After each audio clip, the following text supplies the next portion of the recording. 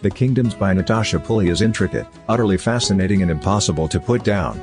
A combination of expected and unexpected time travel moves the plot to and fro in time. Chapter headings help the reader know which timeline they are reading. The story starts in an England that lost at the battle at Trafalgar, where the French captured the land. The Kingdoms opens with Joe Tournier stepping off a train into a London that has become a colony of France. He can speak in French and English, however speaking English is illegal, and, beside that in his name, he doesn't remember anything more from past. A kind person takes him to a clinic, where it's determined he has epilepsy and that has made him lose his memory. Eventually, he meets with his wife and his master. Yes, in this alternate London, slavery happens and Joe and his wife are owned by a kind older man. This old man seems to love Joe very much. Joe battles with his memory loss, however the arrival of a strange postcard marked M with an image of the alien Moore lighthouse starts his journey. The journey to recover his lost memory. Eventually freed, yet at the same time residing with his previous master, Joe and his better half have a cute young girl Joe gets connected to. He additionally, drove by the postcard, winds up working for the very man who provided the machinery for the lighthouse on the postcard and winds up being shipped off to fix it.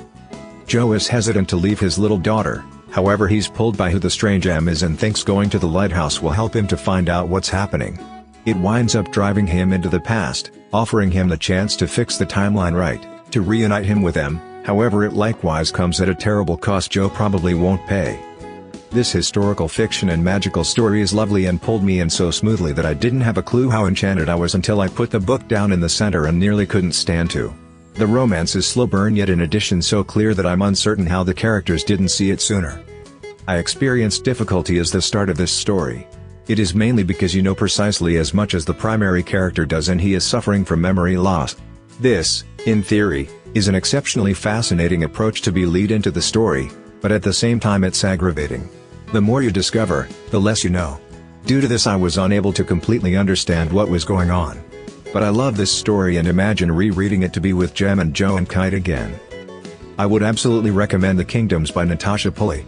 Especially I would recommend it to anyone looking for historical fiction filled with magic.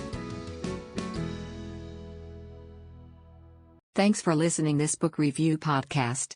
If you like this review, don't forget to follow, so that you do not miss any of our future podcast. Also show us your love by sharing it with your friends and family.